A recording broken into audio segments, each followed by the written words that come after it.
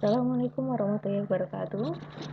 Pada video pembahasan kali ini kita akan membahas tentang teori elektron bebas.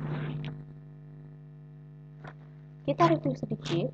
Pada bab 3 sebelumnya kita sudah membahas tentang interaksi antar atom yang ada di dalam kristal, kemudian macam-macam ikatan dalam kristal ya. Salah satunya adalah ikatan logam. Nah, ini review sedikit tentang ikatan logam yang sudah Anda kerjakan sebagai tugas ya. Jadi, kita akan membahas tentang teori ikatan logam secara klasik dan nanti kita akan bahas apa kelebihan dan kekurangannya. Kemudian, kita akan membahas teori ikatan menurut Sommerfeld juga. Baik, ikatan logam. Apa itu ikatan logam? Ikatan antara atom-atom logam. Nah, elektron yang ada di dalam kristal itu bisa kita kategorikan menjadi dua macam, yaitu elektron dalam yang terikat kuat pada masing-masing inti dan elektron luar ya, yang terikat lemah dengan inti sehingga cenderung lepas dari inti. Nah, elektron pada kulit terluar inilah yang kita sebut sebagai elektron valensi. Jadi kalau atom itu kan ada inti, kemudian ada elektron-elektron yang mengitari inti. Untuk elektron yang berada di kulit terdalam, dia mengalami gaya ikat lebih kuat ya, sehingga cenderung terikat dengan inti. Kemudian untuk yang elektron yang ada di kulit terluar ya, itu cenderung mempunyai energi ikat yang lebih lemah dengan inti. Sehingga elektron yang ada di kulit terluar ini cenderung lepas dari inti dan biasanya kita sebut sebagai elektron bebas. Jadi kalau semisal ditanya apa itu elektron bebas itu adalah elektron yang ada di kulit terluar inti. Yang ada di kulit terluar atom. Jadi elektron bebas adalah elektron yang berada di kulit terluar atom, sehingga biasanya elektron-elektronnya itu disebut sebagai elektron valensi.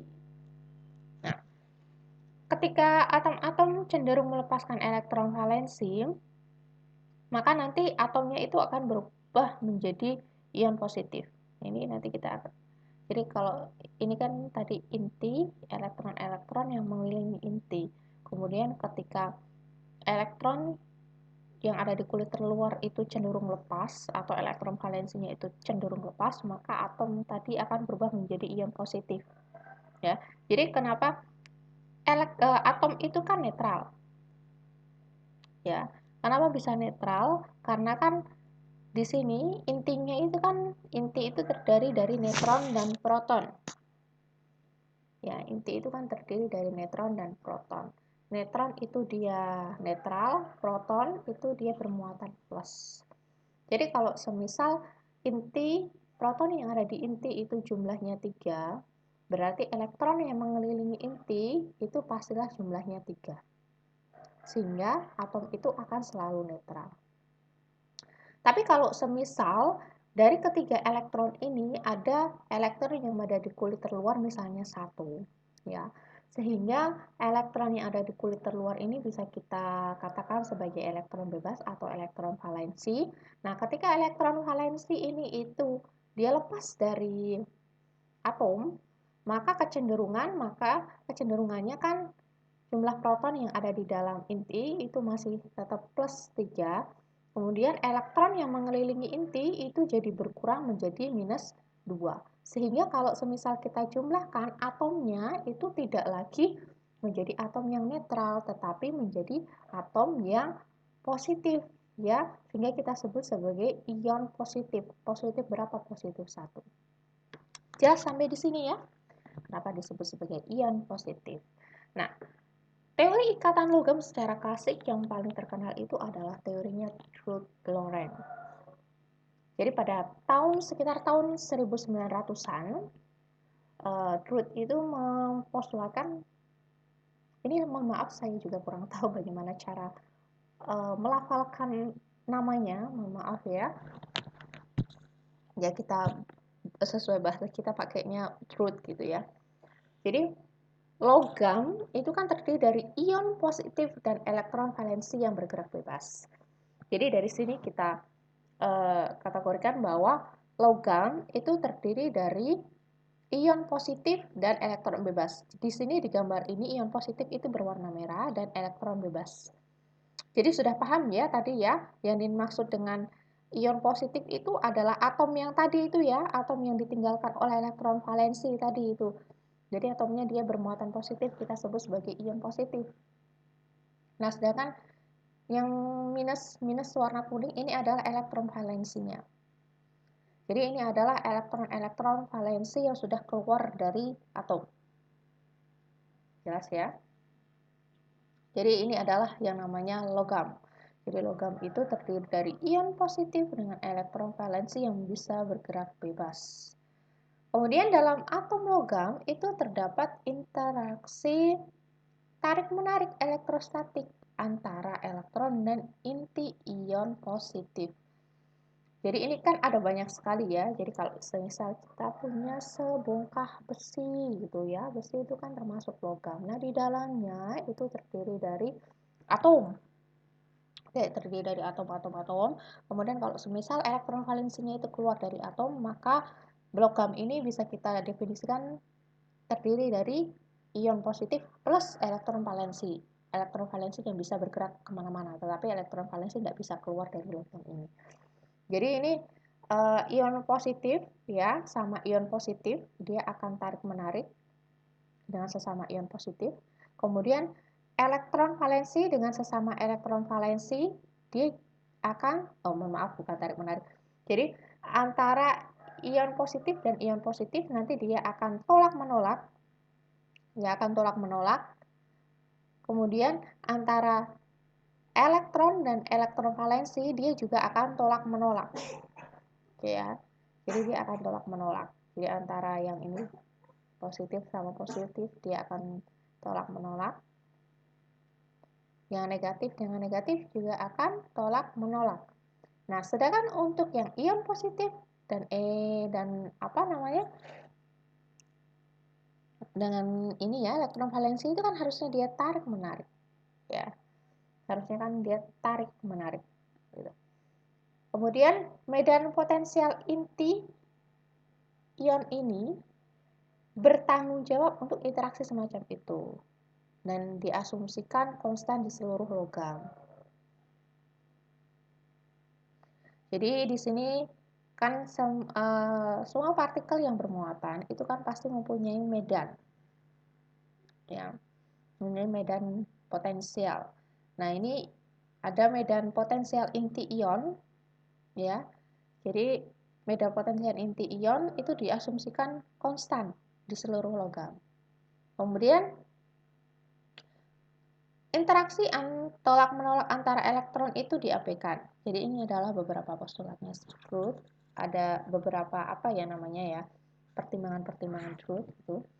Kemudian perilaku elektron bebas yang bergerak di dalam logam itu dianggap mirip dengan atom atau molekul dalam gas sempurna.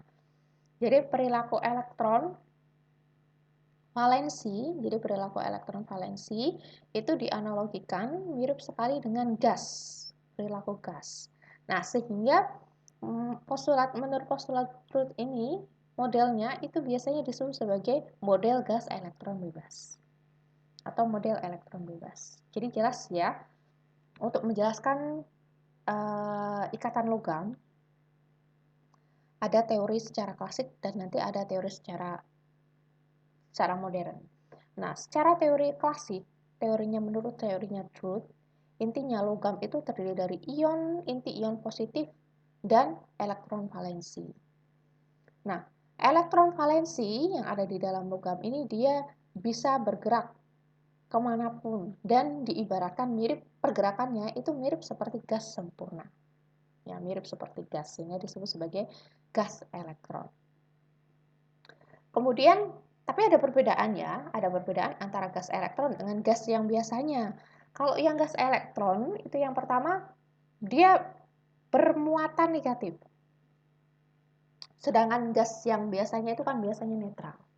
Kemudian yang kedua, konsentrasi elektron dalam gas elektron itu lebih besar ya dibandingkan dengan konsentrasi molekul atau gas biasa.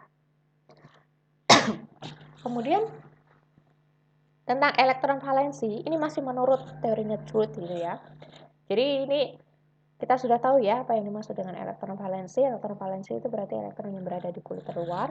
Kemudian elektron valensi ini biasanya juga disebut sebagai elektron konduksi dan mematuhi eksklusi Pauli. Kenapa disebut sebagai elektron konduksi? Karena elektron valensi ini atau elektron konduksi ini dia bertanggung jawab untuk menghantarkan listrik melalui logam. Jadi kenapa kalau misal kita megang besi, kemudian besi ini kita kita sulutkan dengan api, itu akan terasa lebih panas ya. Nah, itu karena kan dia menjadi konduktor yang baik ya. Karena misalnya kalau kita punya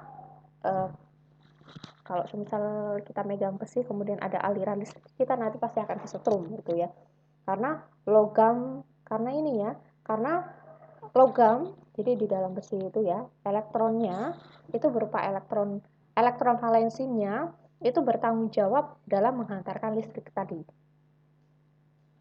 Karena elektron valensi tadi itu kan dia bebas bergerak ya dalam medan elektrostatis yang seragam. Ya, medan elektrostatis dari inti ion positif tadi. Sehingga energi potensialnya itu tetap konstan. Dan biasanya dianggap nol. Nah, energi total elektron konduksi inilah yang menjadikan sama dengan energi kinetiknya. Oke, mohon maaf. Untuk kalimat ini maksudnya begini. Kenapa elektron valensi disebut sebagai elektron konduksi? Karena elektron valensi itu kan tadi kan dia bisa bebas bergerak kemanapun ya, di dalam logam tapi ya. Nah karena dia bisa bergerak kemana-mana sehingga dia menjadi kurir, menjadi penghantar listrik.